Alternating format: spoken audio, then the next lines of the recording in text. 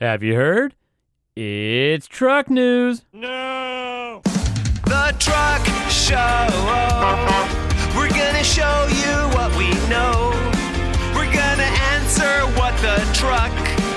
'Cause truck rhymes with the Truck Show. We have the lifted, we have the lowered, and everything in between. We'll talk about trucks that run on diesel, electricity, and on gasoline. The Truck Show, the Truck Show, the Truck Show. Oh, oh. It's the Truck Show with your host, Holman.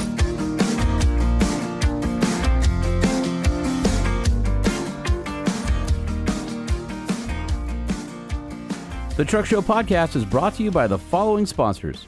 AMSOIL launched the industry's first synthetic motor oil back in 1972, and AMSOIL continues to innovate with a wide selection of synthetics that are formulated, blended, and packaged right here in the United States. These specialized lubricants are engineered for what you drive and how you drive. AMSOIL's Shop by Vehicle tool offers package size recommendations to maximize savings and includes AMSOIL's Ultimate Oil Change Kits. AMSOIL offers the protection you demand and the performance you deserve. Get yours today at AMSOIL.com. The perfect complement to your truck is a Kershaw knife. All Kershaw knives come with a limited lifetime warranty, and repair parts are readily available through the website. Kershaw knives include lifetime sharpening, and the lineup has everything from EDC knives that can be used and abused for under $50, all the way up to high-end collectibles. Thanks to our generous partnership with Kershaw Knives, Truck Show podcast listeners can get 40% off MSRP and free shipping over $50 by using the code 2TSP2025. It can be used more than once and even includes automatics. Visit kershaw.kaiusa.com today.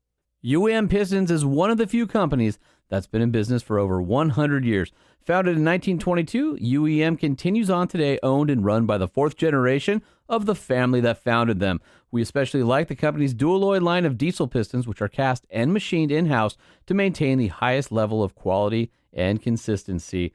Dual-alloy pistons are available for most popular diesel light and medium-duty trucks, and you can find your diesel replacement pistons today at uempistons.com. When it comes to amazing vehicle-based adventure content, how-tos, and great storytelling, only one brand is doing it right in the print magazine space, and that's OVR, Outdoor Vehicle Recreation. OVR is about getting out there in our vehicles to explore and discover the world around us. Get complimentary access for a year to the digital library or a discount on your print subscription today at OVRmag.com. Use the promotional code at Truck Show Podcast. The Truck Show Podcast survives off of sponsorships and your reviews. Please help me to keep it free by supporting our sponsors and leaving reviews and comments on Apple Podcasts or Spotify. Have you heard? No. It's official. The Ram TRX is back. Yeah, buddy. Oh, man. I believe this podcast was probably one of the first places that told you that the Ram TRX was going to come back. And so I feel absolutely vindicated that we got it right, and it's coming back. So the Stellantis CEO, Antonio Filosa, was on the company's Q2 financial call and basically said, quote unquote, the V8 engine on versions such as the Ram 1500 TRX will deliver to us additional volumes, but also accredited margins per unit. So that sounds like it'll probably be expensive again. But I would guess that it's going to have more horsepower than it did than the 702 because they want to match Ford with the Raptor R or beat them. And it sounds like it'll be in production as soon as January. Well, I mean, that's pretty quick. So I will keep my tabs on TRX News, and we'll find out when it goes into production and when you can order it. And I will be hopefully the first to let you know, because if you want the new truck with the TRX full-blown V8 drivetrain, I think you deserve it. You have earned it, and TRX for everybody. And if you don't, the RHO is still going to be sticking around. And I love when two companies go tit for tat and have products that line up against each other. I think that is so freaking awesome. All right, so here's one that's kind of interesting, and I don't think we saw this one coming, but apparently Toyota is going to get into the Go Fast truck game.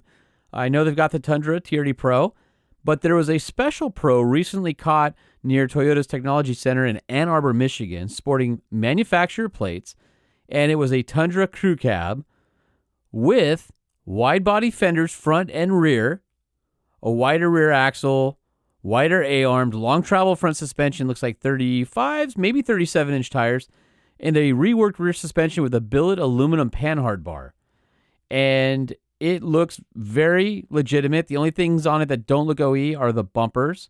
Definitely have an aftermarket vibe. So I'm not sure if this is a engineering exercise or if this is a precursor to a Pro Plus or something along those lines that will go up against RHO and Raptor. And we know that the V6 that they put in the Tundra has more room for power. It'll be interesting to see what this truck ends up being. At first, I thought, oh, Ford played this game back in the day with a aftermarket-looking prototype that they kind of blew up. But that ended up being the Raptor. And so it's not the first time that manufacturers have teased some vehicles out in public. And usually the M plate means, it's owned by a manufacturer. So is this an engineering mule? Is this a prototype? Is this a tease? I'm not sure, but it looks really cool. But again, the dead giveaway is the rear shot. And you can see that panhard bar and how wide the fenders are. I mean, it looks like it's at least 3 inches wider per side, probably maybe even 4. I mean, it's a wide truck. Also has BFG all-terrain tires and Method 703 beat grip wheels. It's been all over Instagram the last couple of days. However, if you want to go to gmauthority.com, they actually have the spy photos up there. It's definitely worth a look, especially if you're a Toyota fan. Exciting that more manufacturers are getting back into the performance truck space.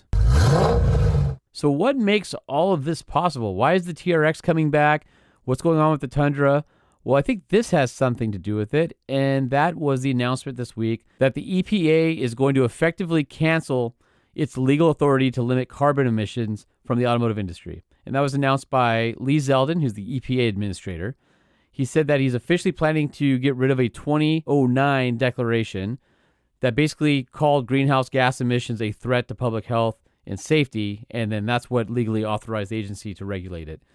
So if it's finalized, it would erase the limits on emissions from passenger cars and trucks, and this could be a massive, massive shift both for the aftermarket and the car industry coming back to choice, getting rid of stupid things like auto start stop. I mean, it's pretty epic. However, there have been a lot of people that have been all over social media, and they're like, "Oh, I'm gonna do my weight loss program and this." Hold your horses. So SEMA put out a post on their SEMA Action Network account, and it says, breaking, Zeldin announces EPA to begin rulemaking repealing 2009 greenhouse gas endangerment finding. And this is what SEMA says. Big news out of D.C. today. This is the start of a huge rulemaking. Nothing has happened just yet. We've seen before that when misinformation spreads, we're less organized. If folks start acting before any clarity's been established, the opposition's going to use it against us. Our industry is extremely visual, which is great, but if opposition gets their hands on people being reckless or saying reckless things, they're going to get their base fired up. We will distribute information as soon as we get it, but we do best when we're disciplined and united. President Trump, Administrator Zeldin, the whole enthusiast community will be hit hard if the wrong information gets out. And our friend Corey from PPEI says in the comments, and I think this is great, folks, this does not mean it is the Wild West. Not at all. Let's not act like it. This is an absolutely solid and honestly miraculous step in the right direction. Stay vigilant and keep the pressure on representatives to how regulations have strangled your business and even affected you personally. I have a lot of faith this go around, and I think the SEMA Action Network will help move the needle as to restore common sense back for racing manufacturer protections as well. The future is bright. Stay mature. Let's win this once and for all. So temper yourselves. I know it's exciting, but temper yourselves. So SEMA's Instagram basically has a bunch of photos on it, and so here's what they say. What does this impact? The EPA's proposed rule will directly impact federal new car requirements and does not impact existing emissions laws established by the Clean Air Act. This policy shift will directly impact the range of new vehicle choices that exist in the coming years. What about the aftermarket? SEMA will review the proposed rule to identify any potential additional impacts to the specialty automotive aftermarket, even as the rule is not expected to impact Clean Air Act requirements related to the maintenance of emission controls after a vehicle has been purchased. What has SEMA said? For years, we've witnessed firsthand the damage inflicted by the so-called endangerment finding of 2009. SEMA thanks Administrator Zeldin and the Trump administration for pursuing common sense reforms that prioritize the American people and our nation's economy. What will SEMA do? SEMA will provide comments in support of this proposed rule and elevate the voice of the automotive aftermarket and the millions of automotive enthusiasts who believe in liberty, vehicle choice, and a strong national economy that fosters ingenuity, innovation, and investment. What can I do? This will go through a rulemaking process, and your voice will be essential. Think about letters, hearings, etc. As soon as SEMA finds out the details, they will share. But for now, they have one big ask. Don't do anything stupid. Call out any BS you see online. Be disciplined. If our side spreads misinformation or starts getting reckless, anti-car groups will use it against us. And the 2 key points to know: 1, there are no immediate impacts at this time. It must go through a rulemaking process. 2, this does not impact emissions laws already established by the Clean Air Act. So go and follow SEMA Action Network on Instagram. Super easy to get the latest news from there. I'll continue to report it from here. But for all of us automotive enthusiasts out there, I think a big thank you is in order for Administrator Zeldin. THANKYOU. Thank you. Thank you. All right, get out there, but don't be stupid. Some good news for owners of the 2024 and 2025 Jeep Wrangler. The refreshed versions have earned some pretty good marks in the latest crash safety evaluations from the Insurance Institute for Highway Safety, and that includes the updated moderate overlap front crash test. Out of 10 safety categories, it received 9 good ratings and just 1 acceptable rating, and that came from how the rear crash test dummy's head contacted the rear of the roll bar trim. IIHS also noted that the front seat occupant protection was rated as strong. I think me being here is a testament to that, but they said Jeep still has some room to improve. It doesn't have any pedestrian detection, automatic emergency braking system, things like that. And so because of that, it got a poor rating in vehicle to pedestrian test. Then also said headlight performance wasn't very good. Out of the 4 headlights available, 3 of them received poor ratings due to weak low beam, and the high-end LED projector headlights only managed a marginal score. Anyway, a couple other improvements that they said: it should have a better seatbelt reminder system, which it ranked marginal because of a low volume warning and delayed activation after startup. But it did get some credit with its awesome latch child safety seat anchors, which got a top G+ score, which I got to tell you, that's one of the things about the Wrangler against other cars. It's so easy to hook up a child seat in the back. And so I'll give that kudos. So anyway, Jeep's made some changes on the Wrangler for 24, and they have improved the occupant safety. Mine was a 23. I wonder what would have happened if I was in a 24. But I'm getting a 25, and I don't plan to test this out further. I will take the IIHS at their word. So here's one about over-the-air software updates. And you either love them or you hate them. You don't have to go to the dealer to get your car updated, but at the same time, some of these updates can wipe out things you might have in the computer, for instance.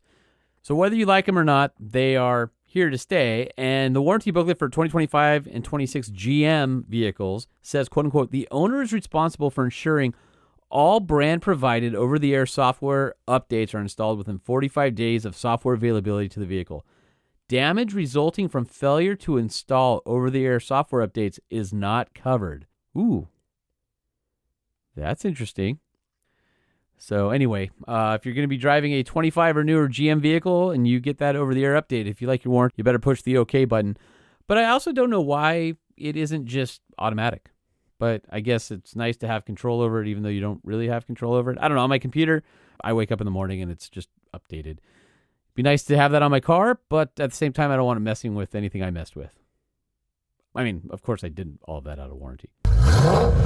And if you've been anxiously awaiting Ford's new EV platform, which we think will spawn a truck, Ford's CEO Jim Farley recently announced during their Q2 earnings calls that the automaker will reveal their quote-unquote breakthrough electric vehicle and platform in Kentucky on August 11th. So that's coming up in less than 2 weeks. And that's when we'll know more about Ford's new affordable EV platform. And hopefully we'll find out if there's going to be a truck. And that'll do it for this episode of the Truck Show Podcast. Sorry it's so short, but we had some pretty good ones in there. Can't wait to find out more about the TRX and see what happens with the new Toyota off-road truck. It's going to be great. Sounds like we've got some amazing products to talk about in our near future. So for now, just want to say thank you for joining me on the Truck Show Podcast. And don't forget to join us on social at Truck Show Podcast, at Sean P. Holman. course, you can email me, truckshowpodcast@gmail.com, or be a part of the show. Go ahead and leave a voicemail at 657-205-6105, which is the 5-star hotline. And thank you to AMSOIL, Kershaw Knives, UEM Pistons, and OVR. We appreciate you supporting the show, and if you'll support them in return, we'll keep this thing going. All right, it's been fun. Let's do it again soon. The Truck Show Podcast is a production of Truck Famous LLC. This podcast was created by Sean Holman and Jay Tillis, hosted by Sean Holman, and uses production elements by DJ Omar Khan and Jay Tillis. If you like what you've heard, please open your Apple Podcast or Spotify app and leave us a 5-star review. And if you're a fan, there's no better way to support the show than by sharing it and patronizing our sponsors. Some vehicles may have been harmed during the making of this podcast.